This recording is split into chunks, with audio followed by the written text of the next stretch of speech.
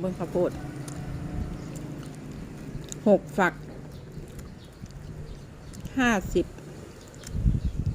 บาทถุงละ20 บาทพี่น้องแซ่บคักเนี่ยหวานหอมอร่อย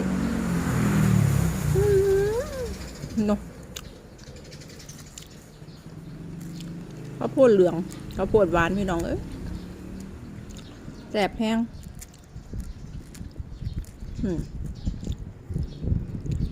อร่อยมากค่ะทุกคนดู